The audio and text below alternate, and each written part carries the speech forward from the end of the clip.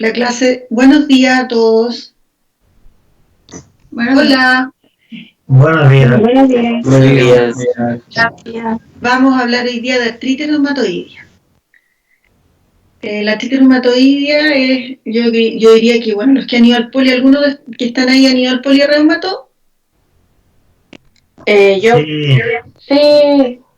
Ya, en el polirreumato, cuando ustedes van, 99.9% artritis reumatoidea. Es la enfermedad más frecuente que uno ve como especialista. No quiere decir que sea la más frecuente, pero es una enfermedad que cuando uno se dedica a esto, la ve a cada rato.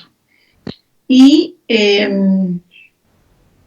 una enfermedad que está en el auge, como les decía, y eso implica que los pacientes que tienen artritis tienen derecho a ciertos medicamentos, y ahora también está la ley de Cartes-Soto, lo cual hace que tengamos una responsabilidad de diagnosticarlos y de tratarlos, porque el Estado les garantiza, independiente de su previsión, medicamentos los mejores que hay disponibles en el planeta en este momento. Entonces nosotros tenemos que tratar de, dada esa tremenda oportunidad que tenemos, tratar de diagnosticarlos y de tratarlos adecuadamente aprovechando esas condiciones. La artritis reumatoidea es una enfermedad autoinmune, inflamatoria, es sistémica. Eso quiere decir que el paciente no solo le duelen las articulaciones y se siente mal, es crónica, es para siempre. Yo he tenido pacientes que ya, no sé, años bien, y de un día para otro de nuevo se inflaman, ¿no? Esto es para siempre. Y es uno de los misterios que tiene esta enfermedad, que hace que la gota, por ejemplo, se quita autolimitado, y por qué aquí no para. Afecta sinovial, una de las características principales es que sea erosiva. Esto que sea erosiva, nosotros lo podemos ver en la radiografía. Significa que la articulación se daña, el hueso se daña, y eso se va a traducir después en destrucción articular, deformidad y discapacidad. O sea, el paciente, los que han pasado por el poli han visto que le hacemos un test en que usted se puede subir al auto, puede vestirse solo, cosas que para uno son tan obvias, para estos pacientes dejan de ser obvias. En general es simétrica, tiene un curso, no se quita nunca, como ya les decía, es fluctuante, el paciente puede estar regio y a la semana siguiente tiene una crisis. A pesar del tratamiento, ningún tratamiento ha logrado frenar la enfermedad. Todos los tratamientos, unos más, otros mucho menos, hacen que se siga produciendo destrucción articular y deformidad.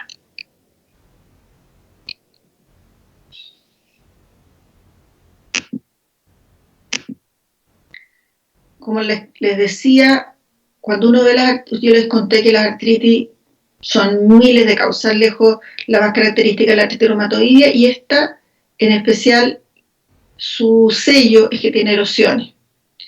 Tienen erosiones que son estas destrucciones óseas y que después clínicamente se van a traducir en esta discapacidad.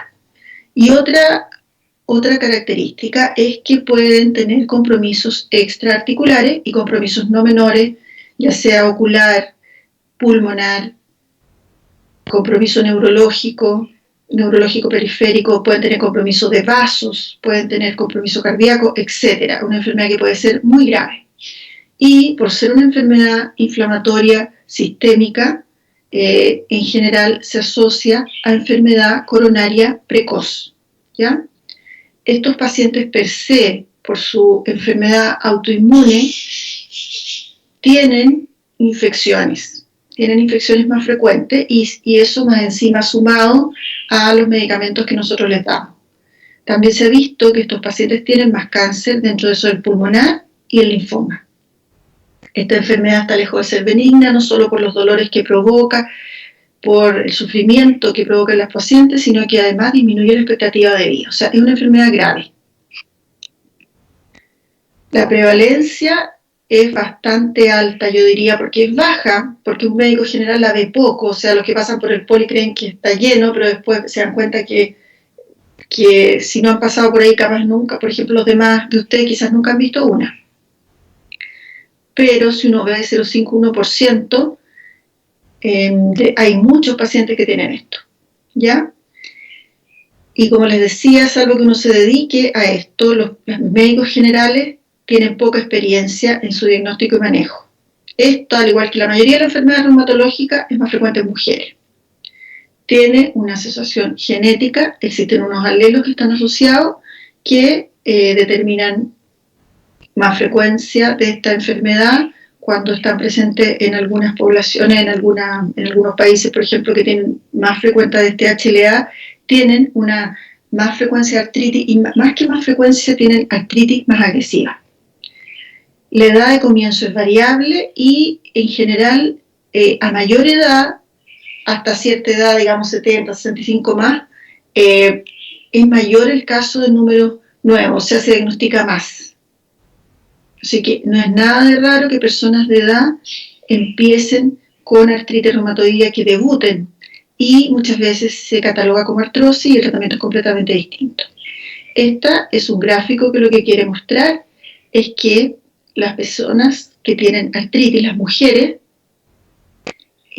asimilan, más que asimilan, disminuyen su expectativa de vida como equivalente a la de un hombre por el hecho de tener artritis. O sea que no solamente duele, sino que además se muere. Este cuadrito lo que quiere mostrar es la patogenia de la artritis reumatoidea. La verdad que en general uno dice, ay, qué lata las patogenias, pero en el caso de la artritis ha sido fantástico lo de la patogenia porque eso ha permitido que se identifiquen nuevos tratamientos específicos y que ha sido lo que ha venido a mejorar la calidad de vida de estos pacientes. Está demostrado que el cigarrillo es uno de los desencadenantes para que una persona predispuesta desarrolle una artritis reumatoidea. También gérmenes que se ubican en la boca o en el intestino. Existen una susceptibilidad genética, pero también se producen estas alteraciones posttranscripcionales y esto todo tiene que ver con la pérdida de tolerancia que se produce cuando hay una citrullización, que en la práctica es el cambio de un aminoácido, y eso determina que como que el puntapié inicial de esta pérdida de tolerancia. Y ahí empieza toda esta reacción inflamatoria que está principalmente orquestada por los linfocitos T, pero que en la cual influye, la verdad, que prácticamente todo el sistema inmune, porque también hay tratamientos que bloquean los linfocitos B y sirven, también otros que bloquean las citoquinas, etc. En esta pérdida de tolerancia se producen autoanticuerpos, dentro de los más conocidos está el factor reumatoideo, pero ahora tenemos el péptido citrullinado, y ahí se empieza a producir este daño local en la articulación, que es un daño agresivo que termina degradando el cartílago y produciendo destrucción ósea con estas erosiones y esta inflamación persistente.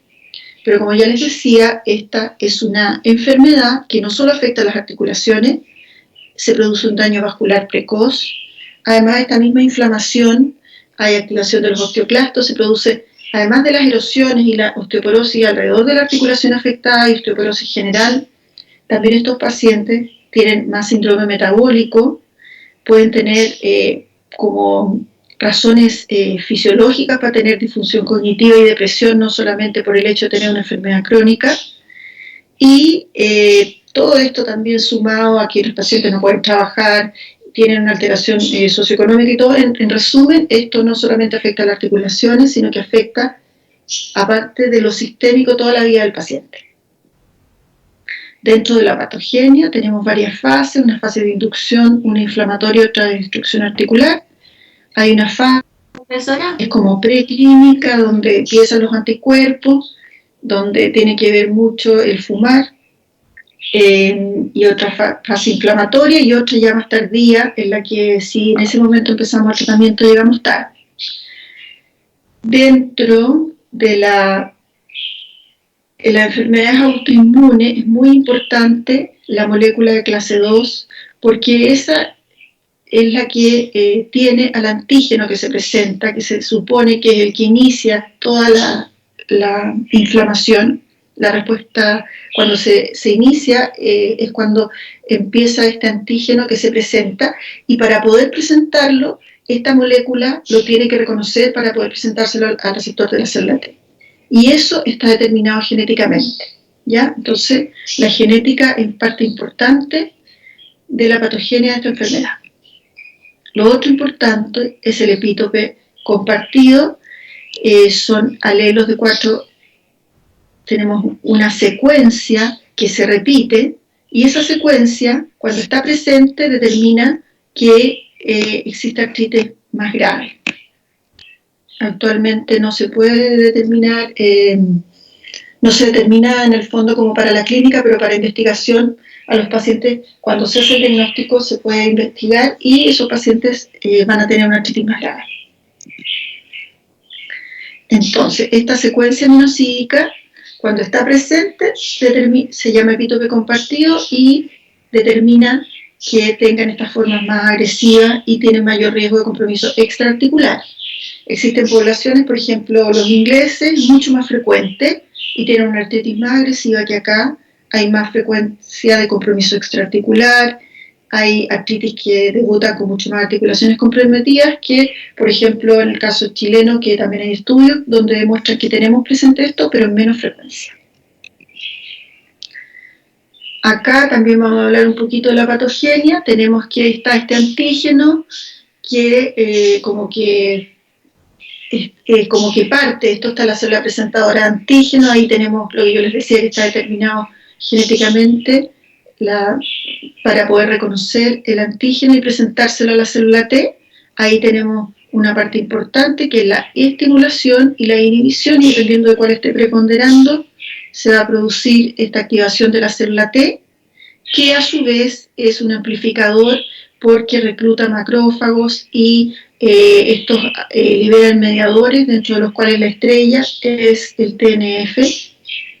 Las primeras terapias biológicas que se utilizaron para tratar la artritis son anti-TNF, ahí está la proteína de fusión, que es el etanercept, que es uno de los primeros que se usaron, y al lado está el infliximab y la adalimumab, que son anticuerpos monoclonales, y que actúan frenando directamente el anti-TNF, y de esa manera se disminuye claramente la artritis y disminuimos todo esto del panus, que es la inflamación que se produce en la sinovial y la destrucción articular.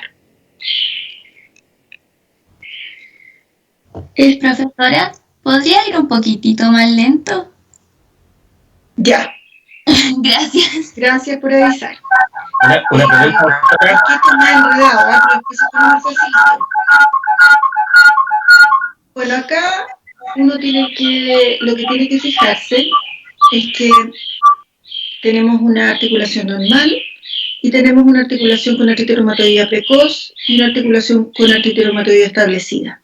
Si nosotros tratamos cuando está iniciándose la artritis, cuando hay una pequeña formación de capilares, hay pocas células inflamatorias, la hiperplasia sinovial es poca, la probabilidad de éxito es mucho mayor que si nosotros iniciamos el tratamiento cuando la artritis ya está establecida.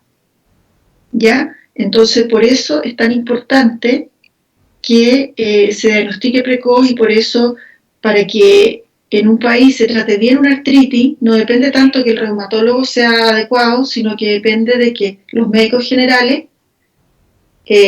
seleccionen bien a los pacientes que derivan, no deriven artrosis, sino que deriven realmente la artritis, que es la que el futuro le cambia si se trata con drogas inmunosupresoras. ¿Ya? Entonces aquí uno ve claramente por qué el mismo remedio, la artrosis, en la artritis temprana tiene un efecto y el porcentaje de respuesta cambia completamente si uno lo da cuando la artritis ya está establecida. Además, cuando ya la artritis está establecida, ya se ha producido las erosiones, este daño en el hueso, que es irreversible, ¿ya? Entonces, eso es súper importante, que ustedes, la idea no es que sepan todos los detalles de esta cuestión, pero que sepan diagnosticar una artritis reumatoidea y que las cosas fundamentales que permiten su diferenciación las tengan claras. Acá tenemos la artritis reumatoidea temprana, lo que les decía, y después la artritis reumatoidea cuando ya está establecida, cuando ya llegamos tarde, cuando hay daño en los huesos, cuando hay toda esta angiogénesis que amplifica la respuesta, la inflamación, y este panus, que es el que va como avanzando, que esta inflamación es la sinovial y que va destruyendo el hueso. esto de los citoquinas, teníamos, yo ya les dije que el TNF es como el principal, pero no podía ser simple, sino que además está la interleuquina 6, está la interleuquina 1, varias interleuquinas, y después se activan a los osteoclastos, y hay una interacción entre estos. Y tenemos también que no necesariamente lo que sabemos que produce in vitro en la clínica se ve porque, por ejemplo, los anticuerpos anti-interleuquina 1 no han demostrado su utilidad a diferencia de los anti-TNF o los anti-interleuquina 6. Acá, siguiendo hablando de la patogenia, es para reforzar el hecho de que esto no es una enfermedad que afecta solo los huesos. La osteoporosis es muy marcada y está determinada por los mismos citoquinas que produce la inflamación, también determinan esta osteoporosis. También se produce este síndrome metabólico, estas citoquinas también producen resistencia a la insulina, también alteran el metabolismo de los ácidos grasos. También una parte bien importante, que los pacientes que tienen artritis, esta inflamación también se traduce en anemia, porque está esta alteración en la hepcidina, que es la redistribución del fierro, y en esto participa la interleuquina 6, que ustedes no sé si han escuchado que la PCR se eleva y tiene mucho que ver con la interleuquina 6, que es como la inflamación que se produce, y todo esto está muy exacerbado en los pacientes con artritis. También la aterogénesis que se produce precozmente cuando se compara con poblaciones sanas, con poblaciones con artritis, se ve que la frecuencia de infartos, miocardio, de accidentes vasculares son más precoces a la edad que se produce, como unos 10 años antes aproximadamente. Entonces, un paciente con artritis que tiene dolor al pecho, nosotros tenemos que tener la misma consideración que porque todos sabemos que un paciente diabético que le duele el pecho no es lo mismo que un sano que le duele el pecho, ¿cierto? Lo mismo con la artritis, o sea, la artritis igual son pacientes más lábiles y que aparte de tener infecciones, de tener artritis, también si tienen síntomas cardiovasculares puede ser que se estén infartando. Y además la depresión, la intolerancia al estrés, estos que sean medios catetes de repente cuando uno los controla 1000 veces, los conoce harto, tiene que ver también con la citoquina, no solo como algo lógico pensado por todo lo mal que lo pasan por esta enfermedad. Entonces, más o menos reforzando lo mismo que decía antes, hay esta alteración en los lípidos, que es bien especial porque se activa la artritis y bajan los lípidos. Igual se benefician con el uso de la estatina. Tenemos que tener presente que tienen osteoporosis. Yo he tenido pacientes que están súper bien de la artritis, que se logra controlar, y por toser, por agacharse, tiene una fractura vertebral, que es la fractura osteoporótica más frecuente, y algunos tengo que es como que lo hubieran metido así como un acordeón, que se han achicado, no sé, porque se les han fracturado 4 vértebras, y eso sin caerse. Entonces realmente es un desastre. Entonces lo importante, el mensaje, es que nosotros vemos un paciente con artritis, pero que es un paciente que no solo tiene problemas óseos o articulares, sino que tiene además problemas cardiovasculares, tiene esta anemia, tiene un montón de otros problemas que cuando en la medida que mejora el tratamiento de la artritis, cada vez tiene que ser más integral el manejo del paciente. Para que no solo no le duelan los huesos, sino que además tenga una buena calidad de vida. Y tener presente que pueden tener más frecuencia de cáncer, que se ve mucho más en los pacientes con artritis agresiva. O sea, la mayoría de todas estas complicaciones que tienen, uno al poder controlar la inflamación, disminuye también todas estas manifestaciones. Esto es para que ustedes vean la cantidad de moléculas que se han ido estudiando para poder la cantidad de mediadores que se han ido investigando para poder descubrir qué es lo que sirve para la artritis. Uno de los más importantes es el TNF. Ese se usa desde el año 2000 aproximadamente y claramente está demostrado que sirve, y es el principal biológico que se utiliza para tratar la artritis reumatoidea. Es una droga que está aprobada hace mucho tiempo. La interleuquina 1 está aprobada, pero realmente no sirvió. La interleuquina 6 también está aprobada, es súper efectiva, incluso sirve cuando este otro no sirve. Y lo otro que está aprobado, y que es la gracia que tiene, es que son oral, los inhibidores de la tirosina quinasa, porque todos estos otros son subcutáneos o endovenosos, y como es un tratamiento que es permanente, porque no hay ningún remedio que se haya podido dar y que se quite la artritis, es una ventaja también esto que sea oral. Esto desde hace harto tiempo, 2011, pero cada vez han ido, esto por ejemplo en este momento está en fase de aprobación y ahora incluso está disponible aquí en Chile a través de la ley de Carte-Soto. Acá podemos ver cómo hay muchos que bloquean los anti-TNF, tenemos otros que bloquean la interleuquina 6, se vio que realmente no sirve mucho, o en casos muy particulares. Esto es lo que le decía antes, que es raro, pero hay algunos mecanismos que bloquean los linfocitos B y son efectivos, por ejemplo el rituximab, y otros que bloquean más las células T, que que tiene que ver con la señal inhibitoria, y para que haya una alteración en el balance de la estimulación y la inhibición, que es el abatacept. Entonces, lo interesante es cómo mecanismos de acción completamente distintos igual tienen una repercusión clínica y ayudan a los pacientes. Ya.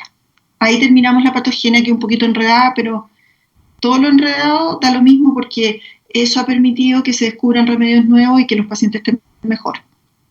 Ahora nos vamos a la clínica. Como ya les decía, todo el paciente que entra al poli, ¿cuánto le dura las manos tiesas? O sea, siempre que alguien tiene artritis, tiene las manos tiesas, y la duración se correlaciona con la actividad de la enfermedad. Y también nos permite diferenciar entre artrosis, que la rigidez es cortita, de artritis, que es prolongada. En general, la artritis reumatoidea se caracteriza porque tiene un compromiso simétrico. Es impresionante, pero tiene los dos codos inflamados, las dos rodillas, las dos muñecas. En las manos puede no ser 100% simétrico, pero también hay pacientes que no tienen 100% simétrico. No se sabe por qué, pero es así. Y estos pacientes, como ya les decía, pueden tener compromiso extraarticular. Si ustedes se fijan, hay zonas que están respetadas. ¿Qué zonas están respetadas para que no se queden dormidos? La cadera. ¿La cadera? Cadera. La cadera. Claro, la cadera puede ser afectada, pero en realidad, ¿qué es lo que más está menos afectado aquí de los huesitos? Que está casi todo. La columna. La cabeza. La columna. La columna, El esqueleto. después vamos a ver, por ejemplo, la artritis psoriática, la espondiloartritis, que como su nombre es espóndilo, digamos, de la columna. En cambio acá, por ejemplo, llegan los pacientes con artritis y dicen, ay, me dolió, ¿cómo ha estado? Me dolí mucho la cintura. Ah, le digo yo, culpa mía no será. Porque eso no tiene que ver con la artritis, ¿ya? Entonces, esto sí puede afectar el cuello, y puede ser bien importante lo del cuello. Bueno, aquí están marcadas las interfalángicas distales, pero, no están marcadas. Eso no se afecta, ¿ya? Las interfalángicas distales como que se deforman un poco, pero no están dentro de lo característico de la artritis reumatoidea, a diferencia de otras como la gota, la artritis psoriática, ¿ya? Y lo que más se afecta, y lo típico, o sea, es raro que alguien tenga artritis hace tiempo y nunca ha tenido compromiso, son las muñecas y las metacarpoflángicas. Y lo que primero se afecta y lo que primero se daña son los pies, que es harto fregado para los pacientes. Bueno, ahí vemos un paciente que está debutando con la artritis, después ya no es tan evidente la inflamación, pero ahí ustedes ven que como que se nota que está blandito, que se puede apretar en las interfalángicas proximales. Estos son los daños a largo plazo, las desviaciones en cuello de cisne, a esta subluxación, desviación ulnar, y también la atrofia en interóseos, que es característica, esto es que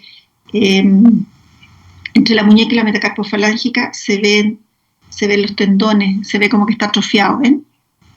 Y ¿Doctora? la deformación característica del pulgar. Doctora, Yes. ¿por qué hay deformidad en cuello de cisne si las interfalángicas distales suelen respetarse? También se afectan los ligamentos, no solamente, y eso más que nada tiene que ver con eso, no con la articulación en sí que esté fija, como que viene ya de toda la alteración previa. no como que esté destruida esa articulación, ¿me entiendes?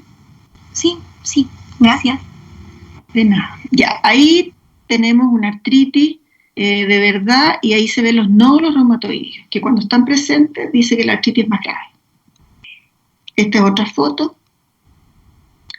Esta es otra, ahí se ve claramente la atrofia de interóseos, ¿ven?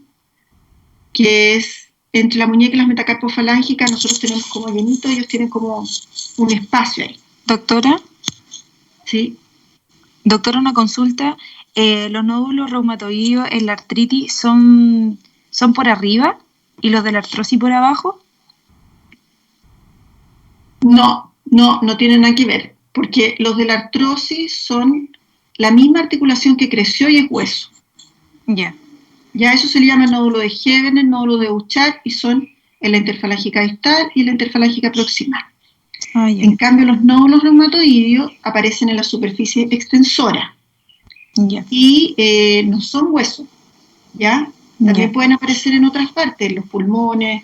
Incluso tengo un paciente que debutó con un nódulo en un muslo y era un nódulo reumatoide y después le empezó la artritis, lo más raro que hay.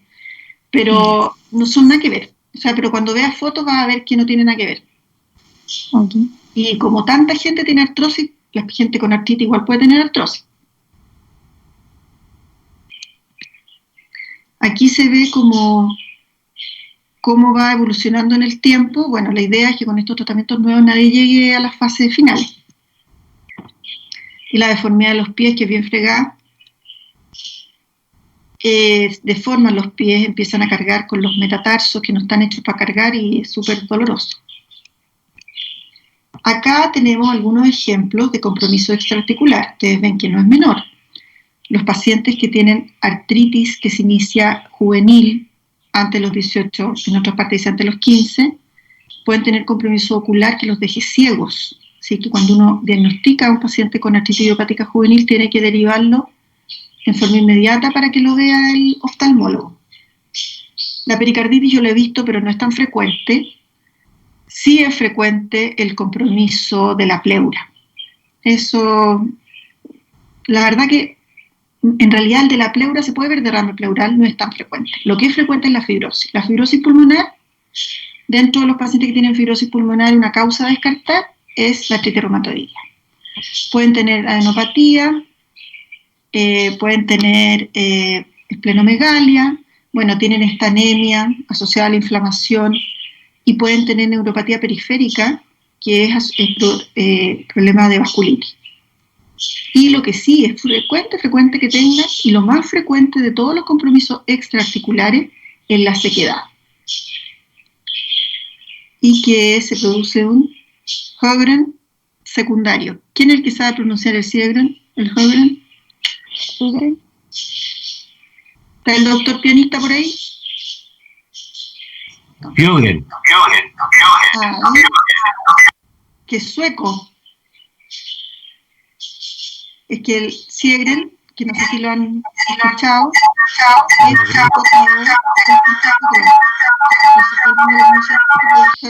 algo así. Ya. Esto es una foto para que puedan ver toda la cantidad de alteraciones que se pueden producir en los pacientes con artritis. Tenemos el compromiso ocular, el síndrome de Sjögren, que es el síndrome seco, que se caracteriza por esta sequedad de ojos y mucosa. El Sjögren puede estar asociado a cualquier enfermedad autoinmune, pero también puede ser primario. En este caso sería secundario. Es súper importante saber que los pacientes con artritis que se van a operar hay que tener presente que pueden tener compromiso severo de las cervicales y ahí pueden hacer una subluxación atlantoaxial y que puede producir una compresión medular y puede ser fatal cuando se intuban. Entonces es importante chequear eso con una radiografía común y corriente antes de operarlos. Puede haber compromiso pulmonar, que ahí lejos lo que más hay es la fibrosis. Típico de estos pacientes incluso pueden debutar con tendinitis, es frecuente que hagan tendinitis de los dedos. También pueden hacer amiloidosis por esta inflamación persistente. También al inicio o durante la evolución pueden tener un túnel carpiano, ¿ya? Que significa que esta inflamación determina que el nervio mediano se se comprime y esa compresión da los síntomas neurológicos en las manos. También pueden haber vasculitis, pueden haber úlceras en las piernas y puede haber polineuropatía. Afortunadamente, aparte del Sjögren, que es súper frecuente, y la fibrosis pulmonar, que no es tan buena, pero que en general no es tan maligna, no se ven, los otros se ven, pero no es que todos los pacientes tengan compromiso extraarticular. Eso porque nuestra genética no es tan mala para la artritis. Ese es un nódulo reumatoideo típico, que se palpa, que no es hueso, que es como más cauchoso. Esa es una vasculitis que está afectando los dedos. Eso es el compromiso ocular. Estos son nódulos reumatoideos que no son tan frecuentes. Aquí un resumen. Aquí también tenemos los nódulos reumatoideos, etc. ¿Cómo evaluamos el daño articular? En general pedimos radiografía de manos y pies. Acuérdense de los pies porque es lo que más se afecta, lo que se afecta más precozmente. El punto es que si nosotros esperamos tener daño en eso, ya llegamos tarde. Entonces, quizá uno la tiene que tener, pero al inicio como para ir comparando, pero no es un elemento que nos permita hacer el diagnóstico precoz, que es lo que nosotros queremos. La de columna cervical, por lo que les conté, y la radiografía de tórax también por el compromiso pulmonar que puede haber. Por ejemplo, los pacientes que están con terapia biológica se hace radiografía anualmente de manos. Esta imagen lo que quiere demostrar es que el daño de las articulaciones se inicia cuando los pacientes llevan poco tiempo de evolución, ya empieza el daño. ¿Ya? Entonces, esa es la principal justificación para tratar los pacientes que tienen mucho mejor respuesta y porque ya cuando se produjo el daño ya es irreversible, aunque le dé el mejor tratamiento que existe, no vamos a tener respuesta. Antes de que se produzcan las erosiones, se produce la osteoporosis periarticular, que ven que se ve como más negrito alrededor de las articulaciones. Esa es la osteoporosis periarticular. Y las erosiones son marginales y se producen en el borde de las articulaciones. Ahí ven que la flechita donde está la erosión, y eso ya es característico de la artritis y ya llegamos tarde. Ahí se ve también, es una zona característica. Y también podemos ver aquí, que no sé si ustedes recuerdan que vimos radiografías cuando vimos la condrocalcinosis que tenían, ¿se acuerdan que tenían esa parte, ¿se acuerdan de la radiografía de la condrocalcinosis? Sí. Ahí el espacio estaba conservado. Sí. Y teníamos ahí esa zona blanca. Acá ven que se perdió el espacio. Sí. O sea, como que el hueso está hueso con hueso. Y esa pérdida es simétrica. Es súper característico de la artritis que sea así, ¿ya? La artrosis también produce disminución del espacio, pero no es simétrico. O sea, se afecta más un lado que el otro, ¿ya? En cambio acá, parejito, como dice, ¿ya? Ese es característico, entonces cuando ustedes ven una radiografía así, es artritis, no es artrosis.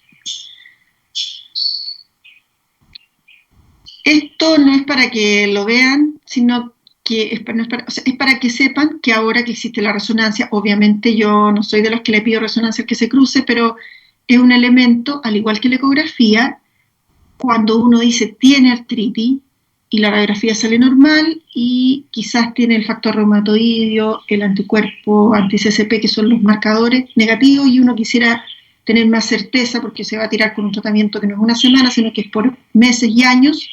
También esto pudiera ayudar en algunos casos. Es como para saber que es más precoz y que también pudiera ayudar en algunos casos. Esto es lo que yo les conté la otra vez, ¿se acuerda? Que uno puede, ahí está la zona donde uno punciona. Uno puede puncionar, no punciona abajo uno. Uno no funciona acá que están los meniscos, uno funciona aquí o aquí. Esta zona en general no tiene estructuras que uno pueda dañar, que vasos así importantes o que nervios. Es bastante segura la punción y nos permite ver si hay un líquido transparente. Cuando hay un líquido transparente, ¿qué significaba? ¿Se acuerdan? Que no era inflamatorio. Inflamatorio. No era, ¿Mm? que no era Inflamatorio. Era un líquido Claro, no no es inflamatorio. inflamatorio. Muy bien. En cambio, cuando no se ve, tan fácil como esto, aunque ustedes no tengan laboratorio y estén en Chuchunco, ustedes ven que este líquido no es transparente, no se lee a través de él, y eso significa artritis. Para hacer el diagnóstico está el factor reumatoideo, que es un anticuerpo IgM dirigido contra el segmento FC de IgG. Es importante saber que esté presente el factor reumatoideo es harto más cómodo. Por ejemplo, yo ahora tengo un paciente que, como estamos online, me manda correo y me dice que todavía no está bien de la artritis porque los vamos a ver después que los medicamentos se demoran en hacer efecto. Y existe un porcentaje importante de las personas que tienen factor reumatoideo negativo. Entonces es incómodo igual, porque mucho mejor, así como más redondito, tiene artritis reumatoidea con el sello, pero hay gente que tiene factor reumatoideo negativo. Cuando el factor reumatoideo está alto, ¿qué pasa? La enfermedad es más grave. Y cuando el factor reumatoideo uno lo tiene positivo, no tiene que controlárselo cada vez. El que baje o suba no necesariamente significa que está mejor.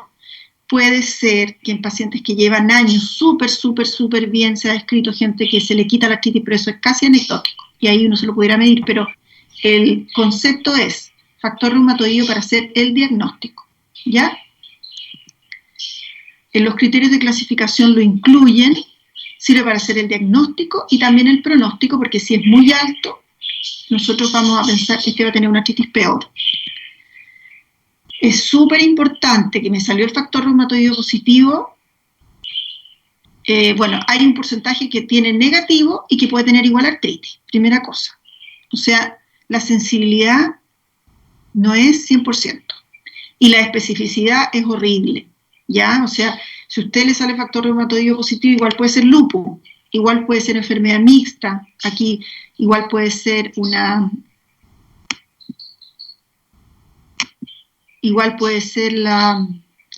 polio y la dermatomiositis, igual puede ser la esclerodermia, el Sjögren primario, o sea que nuevamente la clínica es lo que importa, ¿ya? Porque yo les decía que la artritis era un síntoma, un signo, digamos, las dos cosas. Entonces, ustedes no pueden hacer el diagnóstico solo en base a factor reumatoideo de artritis, porque puede ser otras cosas también, ¿ya?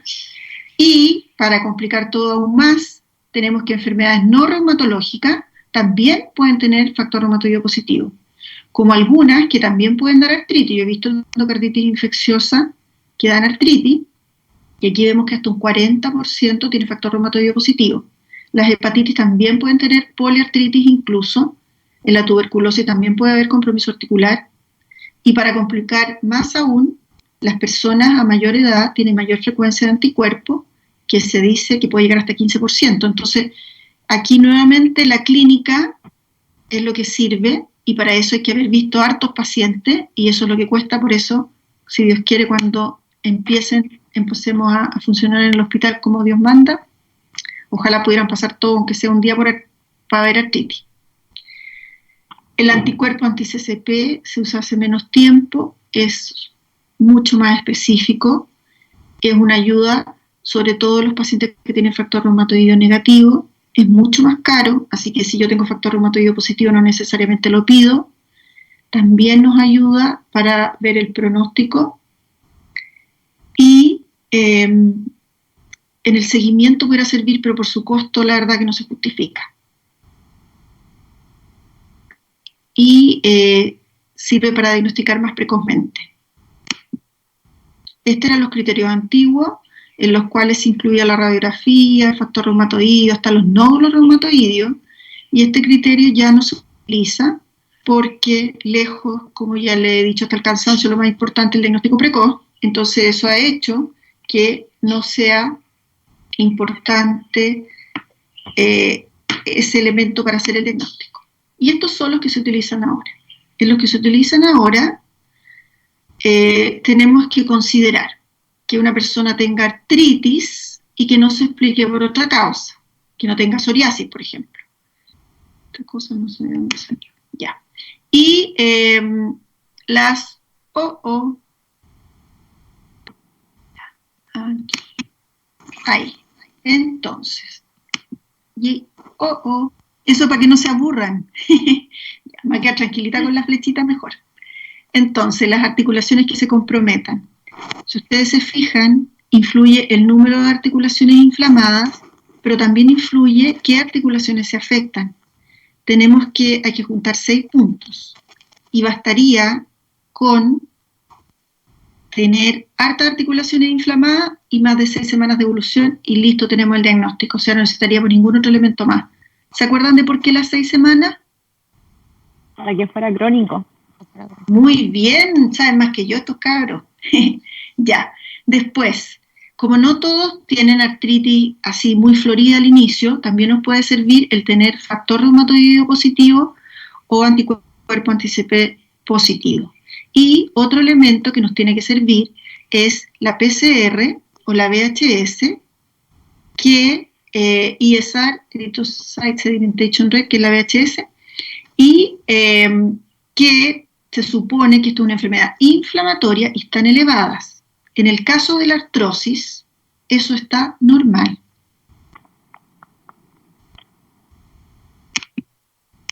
¡Ta-ta-ta-tan! ¿Quién contesta? Es un regalo Pascua. Poliartritis crónica. La ¿Quién? La B. Sí, la B. La B. La B. B. La B. ¿Quién contestó? Muchos. Contestaron muchos. Mire, son pavos, deberían haber dicho al tiro un nombre. Ya, ahora viene otra pregunta. El que contesta primero gana. No era otra pregunta. Era más ratito. Ya. Esto es súper importante, sobre todo que es muy frecuente que uno cuando se recibe a doctor pasa cuando yo tengo que sospechar la artritis reumatoidea y derivarla al reumatólogo. Paciente con 3 o más articulaciones inflamadas, sobre todo si las que están afectadas son las metatarso y las metacarpofalángicas. Ya vamos a ver después que la artrosis se afectan otras. Y cuando tiene rigidez matinal. Los que pasaron por el poli, ¿se acuerdan del DAS 28? ¿Hay alguno que pasó por el poli? Sí. Ya, cuando pasan por el poli, a los pacientes con artritis, cada vez que van, se examinan estas articulaciones. La idea es que se ve que cada articulación se ve una por una, se ve si está inflamada, o sea, si está hinchada, y se ve si está dolorosa, ¿ya? Y también se evalúa la sedimentación, se evalúa también la actividad de la enfermedad, que eso lo dice el paciente de 0 a 100, que es una escala análoga visual, que es el legado de cuál están ahí los que me dejaron la tablita bonita. Aquí. Ah, muy bien, todavía la uso, ¿ven? Ellos hicieron una escala análoga visual para los pacientes de colores bien bonita que la dejaron en el poli. Ya. Entonces, nosotros tenemos que evaluar algunas cosas objetivas, como las articulaciones inflamadas, como el rango de movilidad de los pacientes, ver si hay crépitos, si hay deformidad, y otras más subjetivas, que el grado de dolor que tiene, la rigidez matinal, que nos tiene que decir la duración, y todas esas cosas que también dependen del ánimo del paciente. Muchas veces estos pacientes también tienen fibromialgia, que es esto que les duele en como un umbral del dolor distinto y puede asociarse a cualquier otra enfermedad autoinmune. Y también en el examen físico tenemos que examinar siempre las mucosas, por lo que ya les decía de esta sequedad, y tenemos que examinar también el pulmón, porque frecuentemente pueden tener fibrosis. Dentro de los exámenes de laboratorio, la VHS y la PCR, que nos sirve para hablar la actividad de la enfermedad, factor reumatoide y CCP, que nos sirve para hacer el diagnóstico, el hemograma, porque estos pacientes pueden tener anemia, el recuento es blanco porque puede estar disminuido o también pueden estar muy aumentados cuando hay inflamación y también porque se pueden afectar por el uso de medicamentos. Las plaquetas pueden disminuir por algunos medicamentos y pueden aumentar mucho solo por inflamación sin que sea otra enfermedad hematológica. La glicemia, que se afecta por el uso de corticoides. En todo paciente que yo utilizo medicamento en forma crónica, debo evaluar siempre la función renal y la función hepática, porque la toxicidad por droga se puede ver ahí. Y el líquido sinovial no necesariamente cuando yo sospecho alguna infección. Y el examen de orina no es obligatorio, eso es cuando hay lupus. Quizás aquí sería para descartar el lupus. Y bueno, tenemos todas estas escalas que quizás de un paciente a otro no sirven tanto, pero en el mismo paciente sí, porque el paciente decía que estaba en 7 y después dice que está en 5 y ahí yo voy comparando y le digo, señora, usted se queja mucho, pero la otra vez me dijo que era 9 y ahora está en 3. Entonces eso es bueno, porque uno trata de objetivar y de ver cuánto le sirve el tratamiento que uno le da al paciente. Entonces, Doctora, yes. ¿Cuál sería como el examen diagnóstico como gold estándar o tendríamos que guiarnos por los criterios nomás? Yo creo que ahora el péptido citrulinado es gold estándar, porque, o sea, los criterios, a ver, como digamos que si yo, por ejemplo, veo un paciente que tiene CCP mayor de 200, le digo certificado de artritis. Le digo así literal al paciente. ¿Me entiendes? O sea, ese te da más certeza, te da más seguridad. Porque cuando uno, por ejemplo, ahora tengo un paciente que es súper incómodo porque los remedios para usar se llaman drogas de acción lenta, para que ustedes vayan sabiendo, o sea, que el paciente se demora 1 mes y medio en estar mejor. Entonces el paciente todo ese rato, no como la gota que uno lo ama porque se mejora ese mismo día, aquí en el mes y medio uno lo odia. Todo ese mes y medio dice, fui a esta doctora, no sé qué, y sigo igual. Entonces más encima, si tiene factor reumatoideo negativo, CCP negativo, uno le dicen, doctora, ¿no tendría otra cosa? Yo le digo, muy probable que tenga esto, pero por supuesto que como no tiene factor reumatoideo positivo ni CCP negativo, existe un porcentaje que puede ser otra cosa, pero lo más importante es el diagnóstico precoz, ¿me entiendes? Entonces, es más o menos así. Bueno, este es el concepto más importante, que es que se producen las erosiones al tiro, así que al tiro hay que tratarlo. Incluso no sería ni pecado, por ejemplo, este paciente que yo le dejé tratamiento y que después con el tiempo fuera otra cosa, que yo le quite, porque si uno no le da adecuadamente al inicio, esto es mucho peor, ¿ya? Entonces es súper importante y cada vez se ha ido haciendo esta ventana de oportunidad, se ha ido adelantando, ¿ya?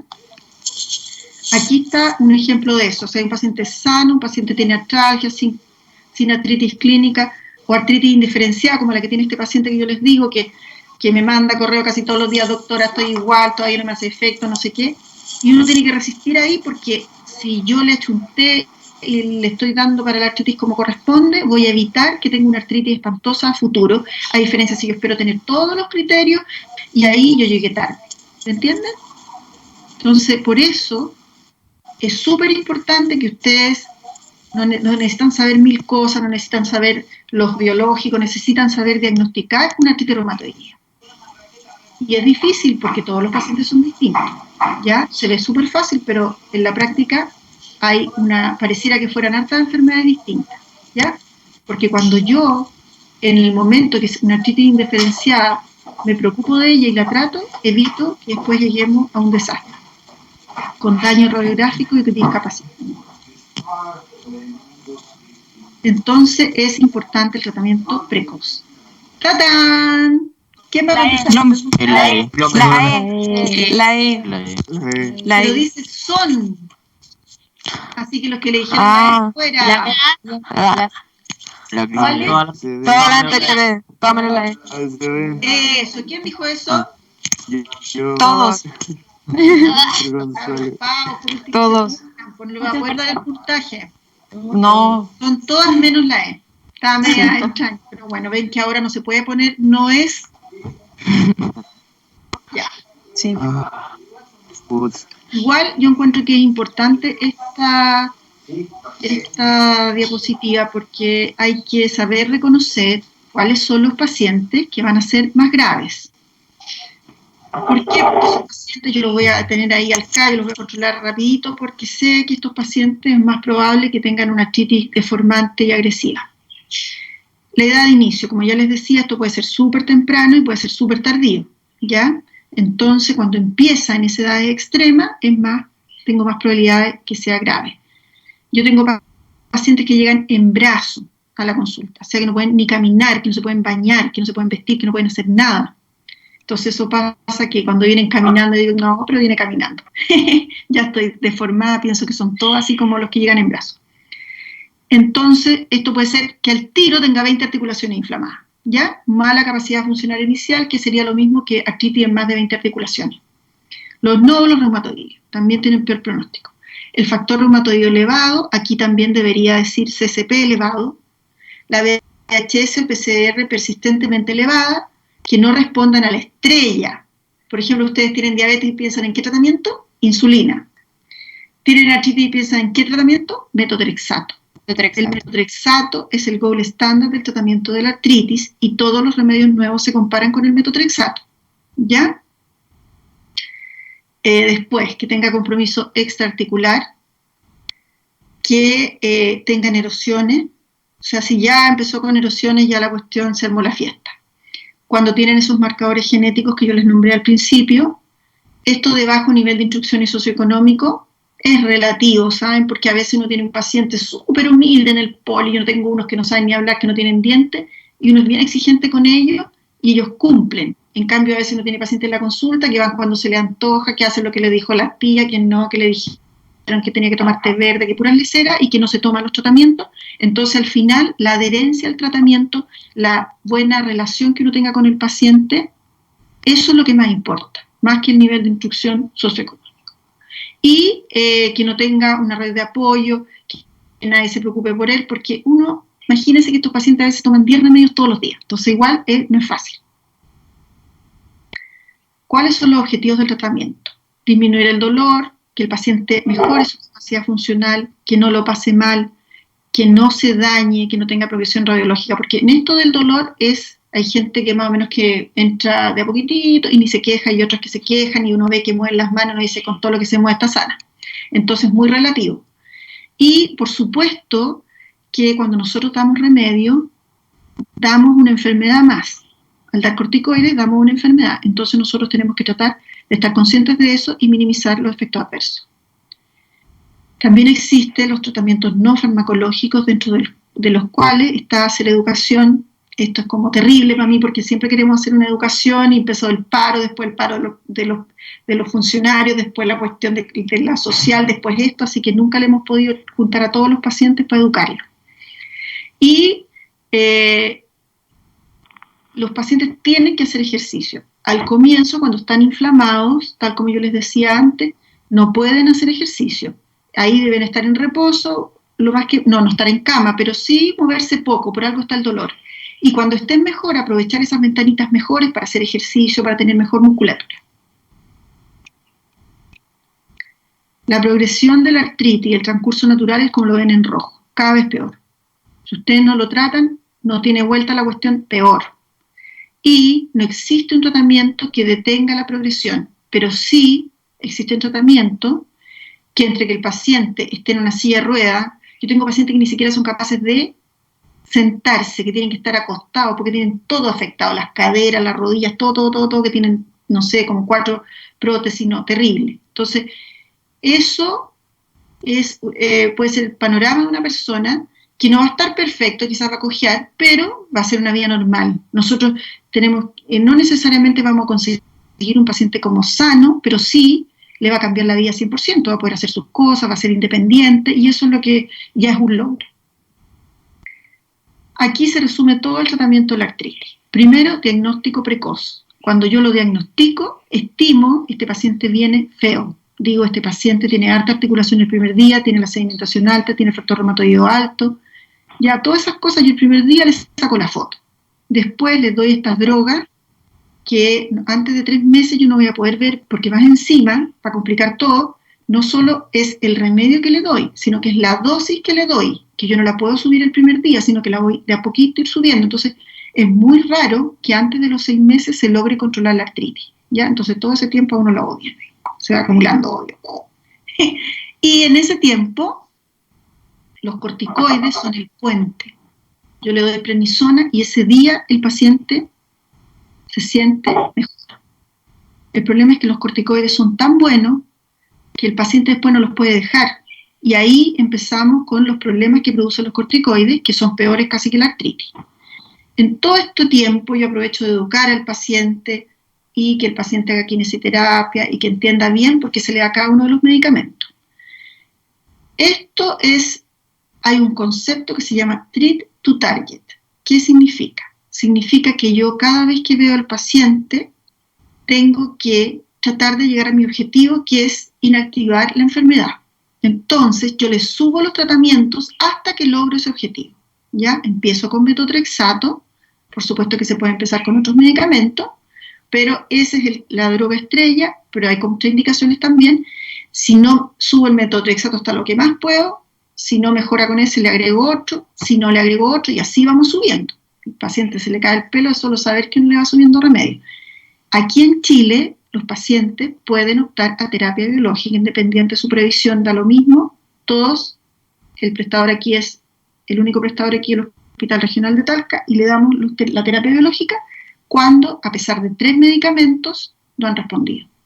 Si la artritis se mantiene activa y ese índice que hicieron los que fueron al poli, que se llama DAS28, donde le examino las articulaciones, le veo la sedimentación y evalúo cómo el paciente dice que se siente, es alto 2 veces, a pesar de estar con 3 medicamentos, drogas, modificadoras de la enfermedad, no corticoides, sino que inmunosupresores, el paciente puede optar a esta terapia biológica. Eso es lo mismo que ya les he dicho. Para los dolores también podemos utilizar analgésicos como el paracetamol, también podemos utilizar antiinflamatorios. ¿Qué pasa con los antiinflamatorios? Si ustedes ven la canasta de la artritis, dice Celecoxib diario. Por supuesto que nosotros tenemos que, yo le digo, usted tiene que ahorrar efectos adversos, así que tiene que tratar de no usarlos tanto, y eso es difícil porque los pacientes realmente tienen dolores todos los días. El Celecoxib es uno de los medicamentos que se puede usar. Los remedios Coxib, se ha dicho mucho, tienen más riesgo cardiovascular, pero en dosis habituales, que son, por ejemplo, una diaria, no se ha visto que tenga más efecto adverso que los antiinflamatorios habituales.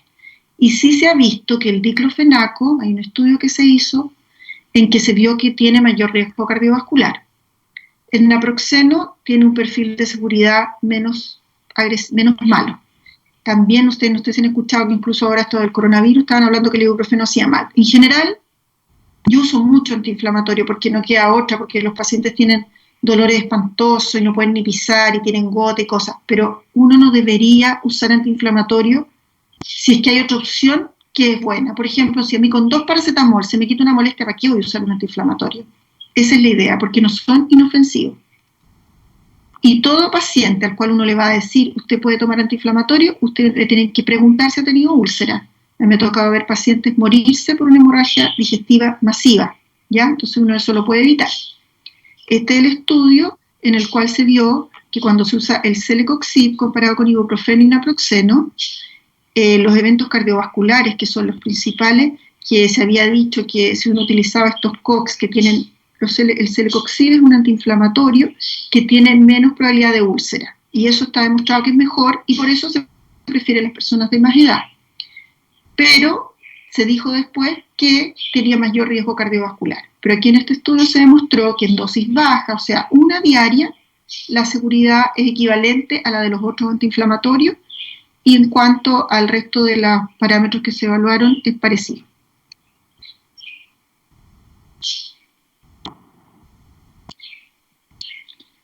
Los corticoides. Los corticoides es, para mí, una enfermedad en sí mismo. O sea, los corticoides tienen demasiados efectos adversos. Cuando uno diagnostica una artritis, le da corticoides, porque el paciente llega en brazos, llega que no se puede duchar, que no se puede vestir, llega casi llorando, uno le da corticoides. Y uno le puede dar por 10 días, cosa que va a ser insuficiente, porque los demás, el resto del tratamiento no va a ser efectivo aún, o le puede dar por lo ideal no más de 6 meses a 1 año, ¿ya? La dosis de prednisona, considerando que una enfermedad crónica para siempre, no debe exceder los 10 miligramos en forma permanente. Yo puedo que un día está el paciente que viene gritando, yo le puedo dar más y después se lo puedo bajar. Este tiene concepto de puente, o sea, yo después de que el paciente está mejor, todos los días que lo veo les trato de bajar la prednisona porque produce dependencia. Yo tengo pacientes que ya están con biológico, que no tienen ni una articulación inflamada, que trotan, que suben los cerros. Tengo una que me manda fotos de que subió el ladrillado, otra que ganó una competencia de correr, porque está con biológico y está perfecto, pero igual cuesta sacarle los corticoides, porque el corticoide además como que sube el ánimo, como que alegra, tiene muchos efectos. Entonces es un remedio que uno tiene que tener precaución. Lo otro importante de saber es que los corticoides producen, si uno los utiliza más de 10 días, insuficiencia suprarrenal al suspenderlo. Uno no los puede llegar y cortar, tiene que bajar de a poco. Por eso es que uno o lo da 10 días o después tiene que hacerlo de a poquitito. También los corticoides se pueden utilizar intraarticulares, sobre todo cuando hay pocas articulaciones inflamadas y cuando uno ve que hay harto líquido y son articulaciones fáciles de puncionar, como por ejemplo la rodilla. ¿Cuáles son los principales efectos adversos de los corticoides? Bueno, el más importante en mi opinión es la inmunosupresión. O sea, los pacientes que están con corticoides y se infectan, la infección va a ser peor.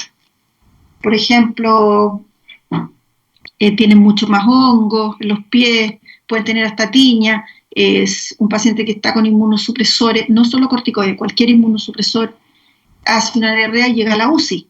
Tiene una diarrea que hizo una sepsis por eso, ¿ya? Entonces, realmente, y sobre todo ahora en esto, por ejemplo, del coronavirus, un paciente que esté con corticoides, si le va a dar más fuerte, lo más probable. Entonces, es un riesgo no menor. Después lo que ya les decía, la osteoporosis, que no se manifiesta al inicio porque es como que se va acumulando, pero yo tenía un paciente, un hombre de 28 años, que tosió y se le quebraron las costillas. O sea, eso es osteoporosis, que cualquier cosa le puede quebrar algo. Y a veces una radiografía totalmente hecha por nada, cuando uno hace radiografía de tórax en la lateral, además de ver los pulmones, uno puede ver que mucha gente tiene aplastamientos vertebrales por osteoporosis.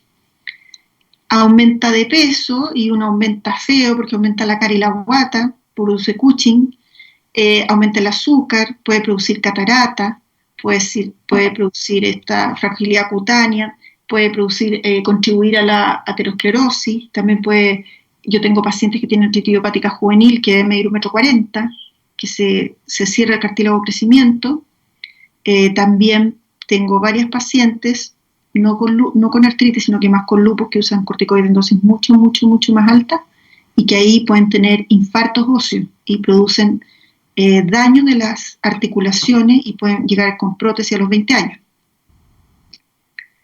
Y ahora los tratamientos específicos de la artritis. Como ya les decía, estos se llaman fármacos modificadores de la evolución de la enfermedad. ¿Qué significa eso?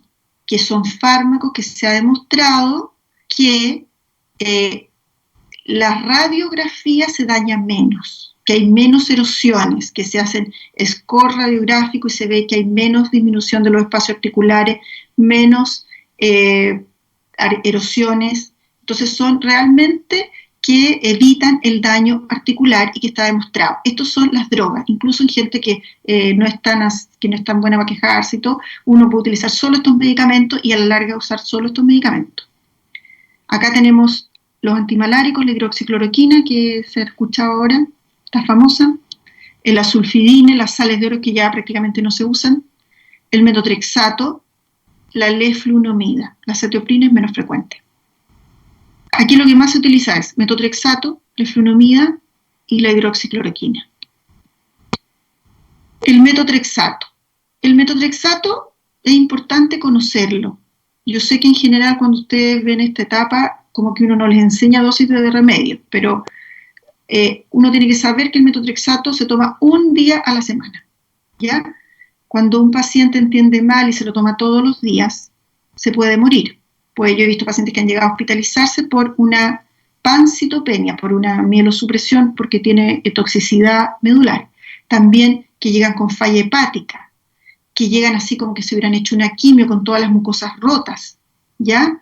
Entonces es súper importante que cualquier médico, que sea médico general, sepa que el metotrexato se utiliza un día a la semana, porque el paciente, aunque tenga artritis, puede tener neumonía, se puede resfriar, puede tener un montón de cosas y ahí no va a tener hora para el reumatólogo y lo va a ver otro doctor, ¿ya? Se puede utilizar oral, subcutáneo o intramuscular. Es barato, cosa que es súper importante, Su efecto se puede demorar 1 o 2 meses, en general 6 semanas. Está demostrado que retarda el daño radiológico, incluso está demostrado que mejora la sobrevida.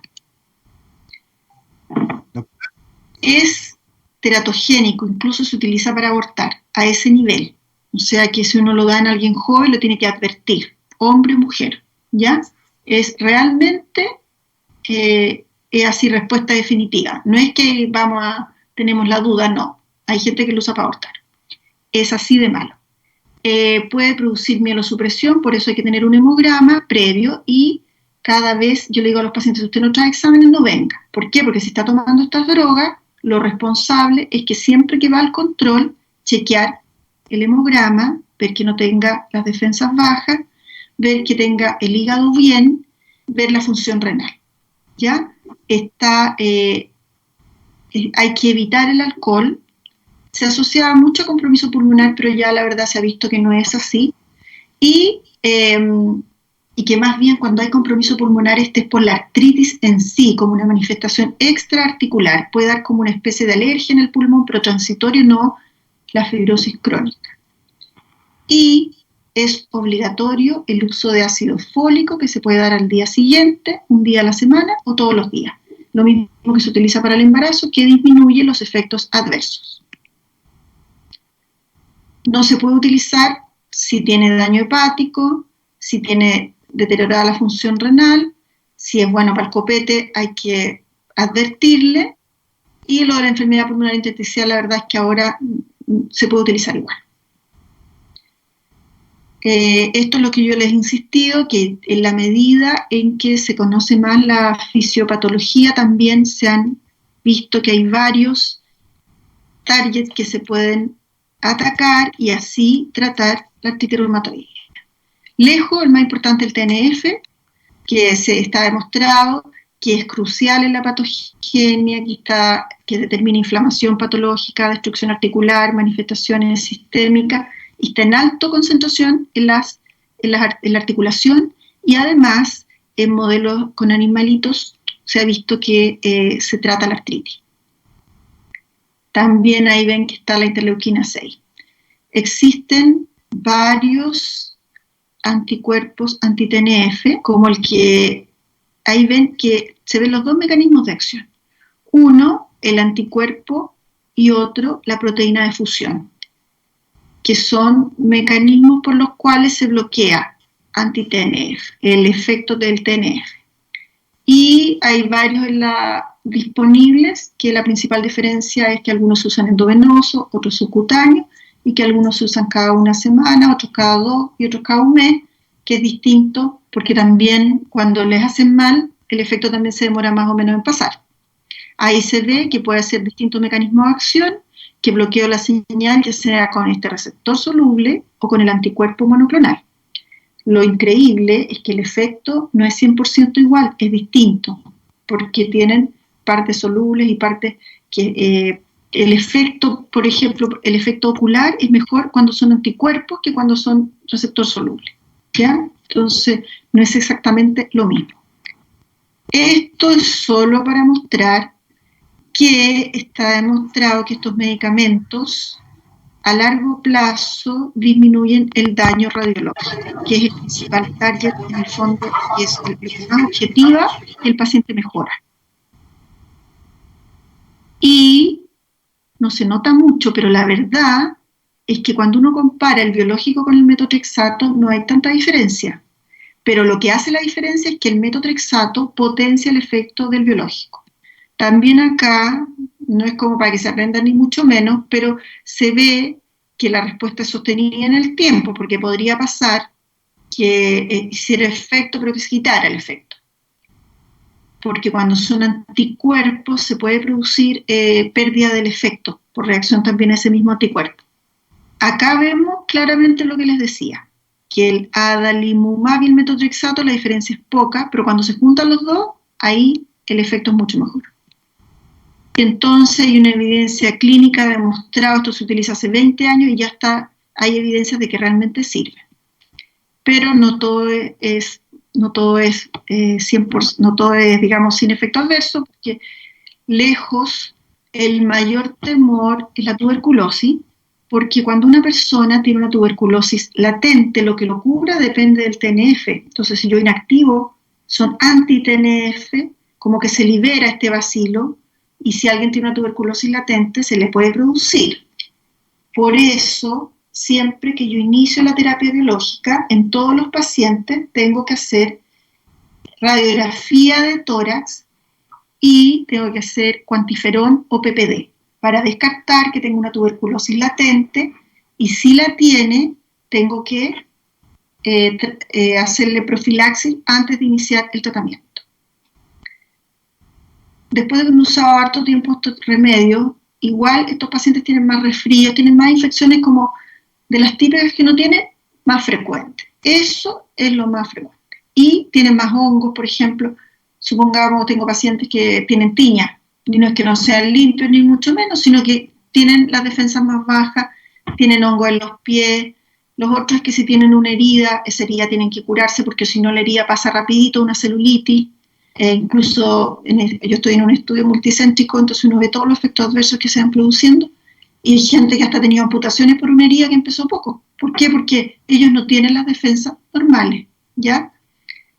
Entonces es una maravilla esto de tener pacientes. Yo les digo a los pacientes, usted anda en bus y ahora va a andar en avión. O sea, realmente no se puede comparar, pero requiere un paciente inteligente que reaccione cuando tiene efectos adversos. Y también pueden tener lupus-like, que significa que pueden hacer manifestaciones del lupus asociadas a la droga, que son transitorias cuando se suspende, se pasa. Esos son los principales efectos adversos. Hay reportes de más neoplasia, reportes de insuficiencia cardíaca que se altera, también reportes de con algunos específicos que aumentan el colesterol y otros, pero la verdad que estos son lo importante. Los otros son cosas como que no están 100%. Esto tenemos que también el rituximab, que es un medicamento que se usa para el linfoma, que actúa sobre las células B. Un paciente que tenía linfoma y tenía artritis, que se trató con rituximab y se dio la artritis, y ahí se descubrió que a través del mecanismo de las células B también se podía tratar la artritis reumatoidea. También, como vimos, el abatacept, que tiene que ver con el efecto en desequilibrar la señal inhibitoria y estimulatoria que se produce entre la célula presentadora de antígeno y la célula T, que es otro mecanismo de acción distinto del anti-TNF. Dos palabras de la interleuquina 6. La interleuquina 6 tiene mucho que ver con la PCR alta, con las proteínas de fase aguda, y eso también se utiliza para tratar la artritis reumatoidea, el bloquearlo, y tiene un efecto muy rápido, tiene un efecto que como bloquea esta inflamación al disminuir la interleuquina 6, se ve no solo el efecto sobre la articulación, sino que se ve el efecto sistémico, todo esto de sentirse mal, todo esto de la anemia, se ve que el efecto muy rápido, y tiene un efecto que se llama pleiotrópico, significa que no solamente actúa en un nivel, sino que tiene acciones en distintos niveles, lo cual también puede ser bueno y malo, porque también pueden tener efectos adversos a distintos niveles. Y en pacientes que no tienen los anti-TNF, esta es una opción. ¿Por qué? Porque este tocilizumab, que es anticuerpo anti-interleuquina 6, puede servir cuando sirve el TNF. Ya no voy a latear, el TNF es muy bueno.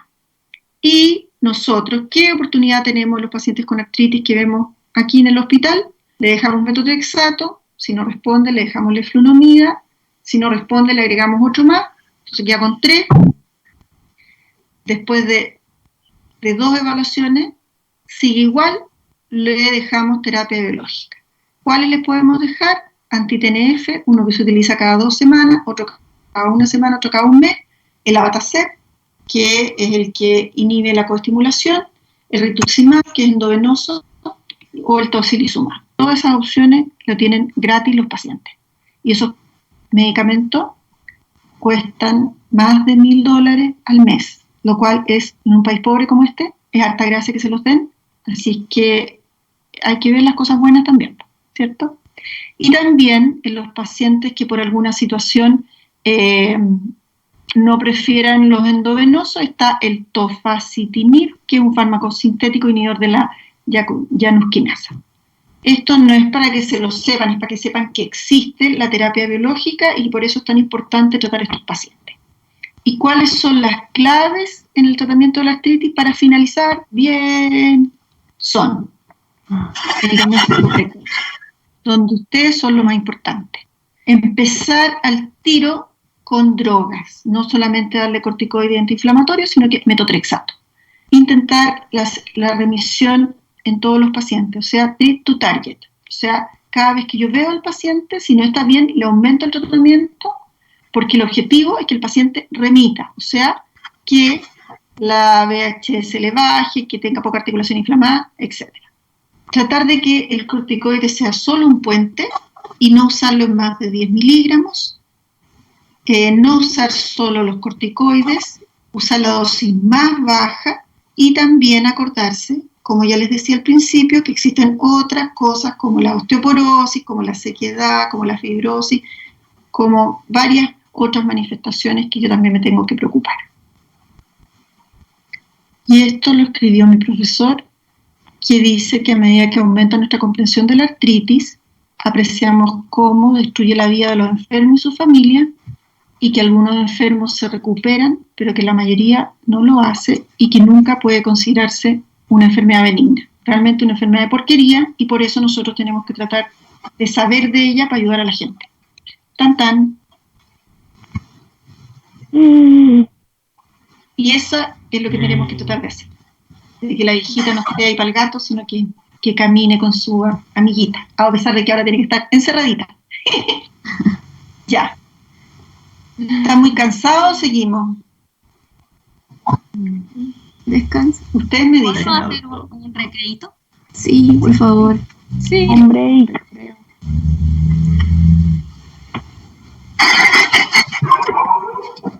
¿Aló? ¿Aló? ¿Aló? hola. ¿Sí? ¿Cómo están? Vamos a despedirnos. 10 minutos. Cansado. Sí, unos 10 minutos de recreo sería Un poquito, por genial. favor. Sí, sí podemos. Ya. Ya, ni un problema. Entonces, a las 10:30. Perfecto. Sí. Que sean Ya. felices, nos vemos. Ya. ¿Qué clase viene ahora? ¿Qué clase viene ahora? Ya. Viene artrosis. Gracias. Ya. Importante pero latero. Igual es que hay que saber artrosis. Ya. Ahí nos vemos.